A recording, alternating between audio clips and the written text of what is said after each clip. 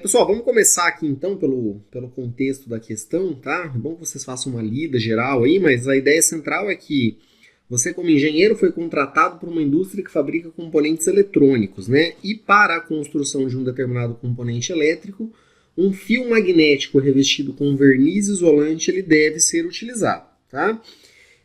Para o revestimento do fio com verniz isolante, um tanque completamente preenchido com verniz está acoplado a uma matriz circular, tá? Conforme a gente está vendo na figura aqui, ó, tá? E aí o fio ele passa por dentro dessa matriz, onde ele recebe essa camada de verniz, tá? A ideia central aqui, então, é do jeito que vocês estão vendo, tá, pessoal? Nós temos uma espécie de um tanque aqui, tá? Na verdade, uma coluna aqui, onde é depositado aqui esse verniz. Temos uma matriz circular aqui e o fio passa pelo meio dela, tá? E aí ele vai sendo envernizado aqui, ó, tá? E aí ele é puxado para cá com uma força, do jeito que vocês estão vendo aqui, tá certo? Essa força ela imprime uma velocidade aqui no nosso fio, tá? Então, pessoal, ó, o cenário que nós temos aqui é o seguinte: foram colocados uma série de dados aqui pra gente, tá? E nós temos duas questões aqui a serem resolvidas, beleza? A primeira é a seguinte: ele quer que a gente calcule qual é a força necessária para puxar o fio por meio da matriz, ou seja, o valor desse F que está sendo representado aqui, tá? E aí, numa segunda questão, nós temos que determinar qual é a pressão absoluta e a pressão manométrica em quilopascal que o verniz ele exerce aqui nessa nossa matriz circular, tá? Então, pessoal, eu fui retirando alguns dados aqui da questão, tá? Nós temos dados suficientes para resolver as duas, e aqui para a primeira questão, a letra A, eu fui retirando aqui apenas os dados relativos a ela, tá? Então, vamos a eles, ó, já deixei anotado aqui para tentar dar uma agilizada, tá? Ele informou ali para a gente naqueles dados que nós temos aqui a nossa matriz circular e ela tem um diâmetro de 5 milímetros, tá? E uma coisa que é bastante importante aqui, pessoal, para esse exercício de fenômenos de transporte, são as unidades de medida, tá? Então eu vou trabalhar no Sistema Internacional de Unidades que usa o metro. Então não vamos nos esquecer que esse mili que aparece aqui, ó, ele é um prefixo, né, que representa uma potência de base 10, e esse cara aqui, ele vale 10 elevado a menos 3. Então se a gente tem 5 milímetros, nós temos 5 vezes 10 a menos 3 metros, né? E lembrando que o 10 a menos 3 significa dividido por 1000, né, pessoal? Certo? Então essas informações foram passadas para a gente aqui em cima, tá? Então, diâmetro 5 milímetros, e aí ele tem 100 milímetros aqui de comprimento, tá? Então eu representei o diâmetro dele, da matriz circular, por um Dzão aqui, D maiúsculo, e o comprimento dele aqui por um L maiúsculo, tá? Mesma situação, 100 vezes 10 a menos 3 metros, tá? Para essa questão, nós vamos precisar também do diâmetro do fio, tá certo, pessoal? O diâmetro do fio informado foi de 2 milímetros, tá? Ou 2 vezes 10 elevado a menos 3 metros aqui também, tá certo? Outra situação que foi informada para a gente, tá? Que vai ser importante aí, que colocou para a gente que o tanque ele está aberto aqui para a atmosfera, colocou para a gente pressão atmosférica aqui de 1 atm, tá? E eu já fiz uma conversão, pessoal, porque ele está pedindo para a gente transformar em quilopascal, né? Então, ó, 101,325 kPa. Na verdade, eu acabei de me tocar agora que essa parte nós vamos usar aqui para a questão B, tá? Mas tudo bem, eu vou deixar ela aqui e depois eu só coloco ela nessa questão B. São dados aqui, não tem problema. E outra situação, pessoal, que nós temos que considerar, essa daqui é importante aqui para a nossa resolução, foi a viscosidade dinâmica que foi informado para a gente, tá? Ele colocou aqui para a gente, ó, a viscosidade dinâmica de 25 cent. E aí essa unidade de medida P aqui, pessoal, ela é chamada de poise, tá? E a gente escreve ela assim, ó, P-O-I-S-E, tá? Não é poisé, tá, pessoal? A pronúncia aqui a gente fala poise, tá? Então, nós temos uma viscosidade aqui de 25 cent poise. E, pessoal, o cent também é um prefixo, tá? De potência de base 10 e ele significa 10 elevado a menos 2. Esse cent aqui é o mesmo cent dos centímetros lá, tá? Significa 10 elevado a menos 2 poise aqui. E aí, pessoal, a partir de agora, para a gente utilizar esses dados, nós vamos ter que fazer algumas conversões aqui, tá? Para ficar aí nas nossas unidades de medida. Então, ó, um dado aí que ele é tabelado, pessoal, é o seguinte, ó. Essa unidade de medida que representa aqui pra gente um poise, certo? Ela é equivalente, pessoal, a 0,1 pascal vezes segundo, tá certo? Que é uma situação bastante importante aí pra gente. E, pessoal, nós sabemos que o pascal, tá? A unidade de medida pascal, ela significa newton por metro quadrado.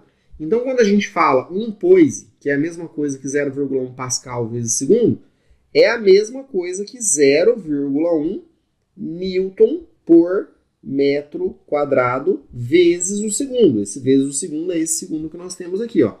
E a gente já vai deixando isso aqui em termos aí de unidades de medida do nosso sistema internacional, tá? Então, assim sendo, pessoal, ó, a nossa viscosidade dinâmica, esse μ que nós temos aqui, ele vai ser escrito da seguinte forma, ó, ele é 25 vezes 10 a menos 2 poise.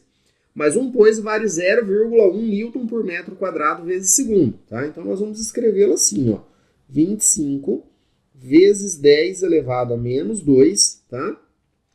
E isso aqui que multiplica 0,1 Newton, tá, por metro quadrado vezes o segundo, ok? E aí, gente, nós podemos vir aqui então e multiplicar esse 25 por esse 0,1 aqui para dar uma facilitada na nossa vida, né? Tá? E aí essa nossa viscosidade dinâmica aqui, ó, que vale μ, tá certo? Ela vai ficar 25 vezes 0,1 dá 2,5, tá? Então nós vamos ter 2,5 vezes 10 a menos 2 Newton por metro quadrado vezes segundo. E aí ela já fica aqui com as unidades de medida padrão aqui do nosso sistema internacional, tá? Aí, pessoal, um outro dado que nós vamos precisar aqui é dessa velocidade que ele informou aqui, ó. O fio ele é puxado a uma velocidade de 50 metros por segundo. Eu vou admitir que essa velocidade é uma velocidade constante, tá certo, pessoal? Porque se ela não fosse constante aqui, ele teria que ter informado pra gente uma determinada aceleração ou qualquer outro tipo de dado, beleza? Então vamos considerar uma velocidade constante aqui de 50 metros por segundo. Eu vou fazer o seguinte, pessoal, como esse dado aqui, ó, não vamos precisar dele agora, tá? Eu vou apagar ele aqui, beleza? E eu vou deixar escrito aqui, então, esse nosso dado de velocidade, ó, tá? Então vamos colocar aqui velocidade do fio, tá? E essa velocidade aqui, então, V, ela é de 50 metros por segundo. Aqui vamos admitir que é uma velocidade constante, tudo bem?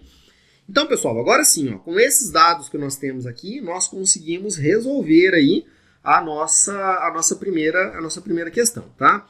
Pessoal, eu preciso calcular uma força. Então, uma coisa que eu preciso que vocês entendam, nós vamos voltar ali naquela figura, tá? É que a gente está puxando esse fio, né, nessa direção aqui, ó, para a esquerda, tá? E com certeza, pessoal, esse fio aqui, quando ele passa por dentro aqui dessa nossa matriz circular, que ela é preenchida aqui pelo verniz, tá? Esse fio, ele tem um atrito, tá certo, pessoal? Ou seja, ele não passa por aqui livre de atrito, tá?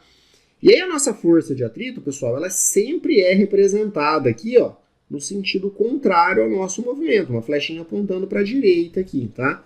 Então eu vou chamar essa força aqui de força de atrito. E essa força de atrito, ela é devida ao verniz aqui, tá certo? Ó, devido à viscosidade que nós temos aqui para ele, tá?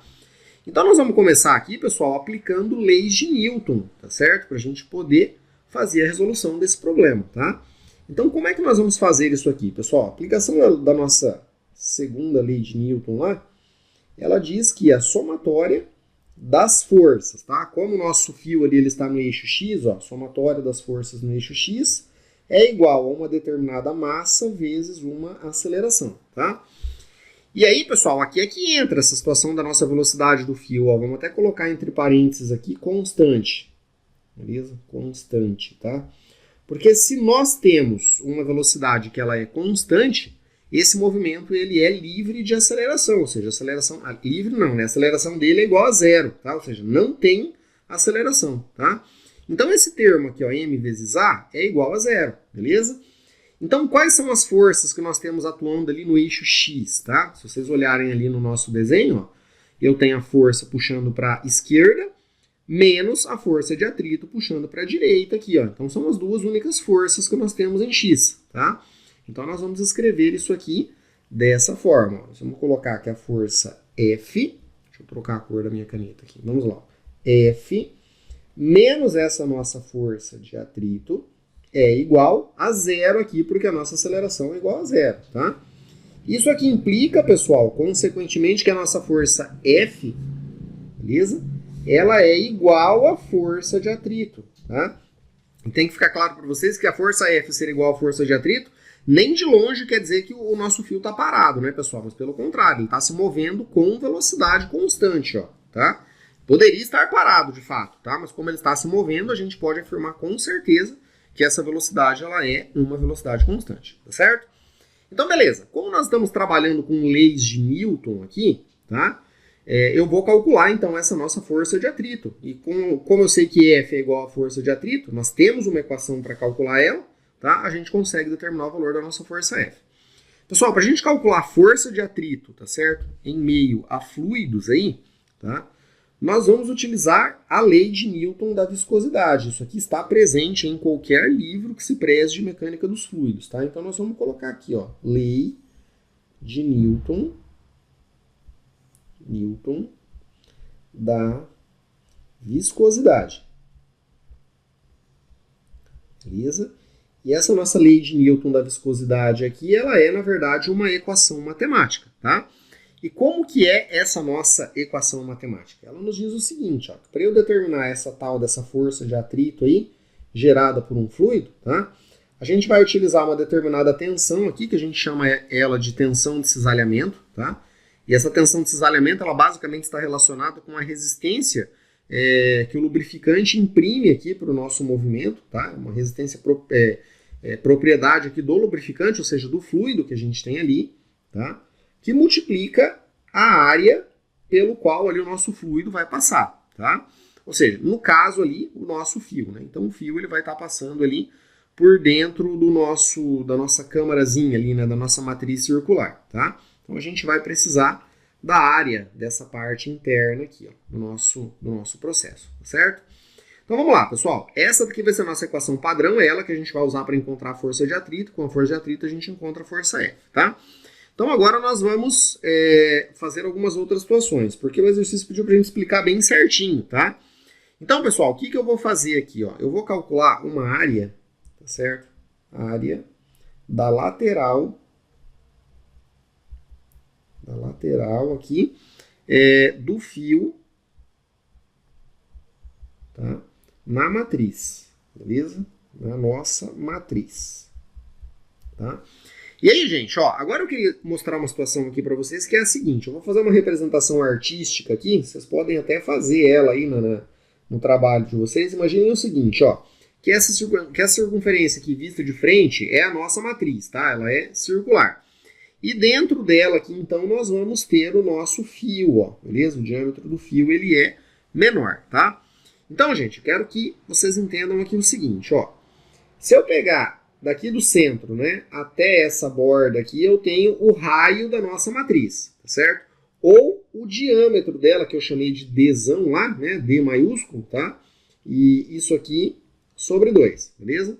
Se eu pegar aqui, ó, o nosso pequenininho, tá certo? Ó, eu tenho o diâmetro do fio, tá? E o diâmetro do fio aqui, pessoal, eu vou colocar aqui, ó, tá? É um Dzinho sobre 2, ok, gente? Então, qual que é o cenário que nós temos aqui, ó, tá? Para a gente calcular essa área lateral, é uma área, tá, pessoal? Ó, a área do fio aqui, que está dentro dessa nossa matriz, a gente vai utilizar uma equação aqui, então, que é a seguinte, ó, a gente vai calcular a área de uma circunferência, tá? E para a gente calcular a área dessa nossa circunferência, essa equação ela está no livro de vocês lá também, tá, pessoal? Ó, ela é dada por o valor de π, tá? Vezes o diâmetro Dzinho, tá? Isso aqui vem dos livros aí, que multiplica o comprimento que nós temos aqui de fio imerso dentro dessa nossa câmara aqui, que nesse caso aqui vocês sabem que vai ser os nossos 100 milímetros lá. O Dzinho é o diâmetro do fio, tá? E π é a nossa constante π mesmo, beleza?